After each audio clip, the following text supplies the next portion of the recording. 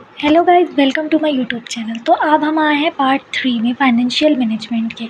तो पहले पार्ट में हमने पढ़ा कि क्या फाइनेंशियल मैनेजमेंट क्या है, फाइनेंस के फंक्शन क्या है, फाइनेंशियल मैनेजर के रोल क्या है, और हमने पढ़ा कि वेल्थ मैक्सिमाइजेशन और प्रॉफिट हमने पढ़ा कि प्रॉफिट मैक्सिमाइजेशन और वेल्थ मैक्सिमाइजेशन होता क्या है, और मैंने इसका डिफरेंस भी बताया था।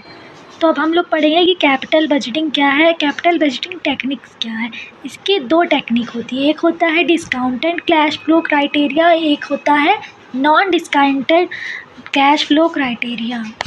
डिस्काउंटेड कैश फ्लो क्राइटेरिया में एनपीवी आता है, आईआरआर आता है, प्रॉफिटेबिलिटी इंडेक्स पीआई आता है, discounted payback period. Discounted cash flow criteria में पेबैक पीरियड आता है और एआरआर। तो अब हम देखेंगे कि कैपिटल बजटिंग होता क्या है।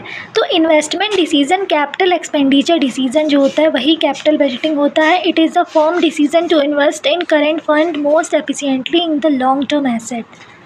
तो हम लोग देखते हैं कि जो फर्म इन्वेस्टमेंट डिसीजन होता है ये जनरली इंक्लूड करता है expansion, acquisition, modernisation, replacement of the long term asset. तो जो firm investment decision would generally include expansion, acquisition, modernisation, replacement of the long term asset. और होता है इसमें exchange of current funds for future benefit.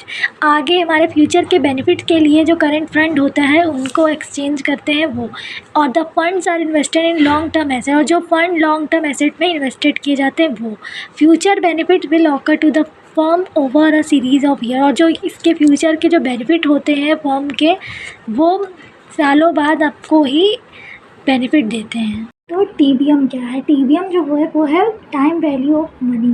तो TBM is the concept that money available today is worth more than the same amount in the future. इसका मतलब ये होता है कि जो मनी, ये कॉन्सेप्ट ये बताता है कि जो मनी हमें आज अवेलेबल है ये इसकी कीमत हमें फ्यूचर में ज़्यादा होगी।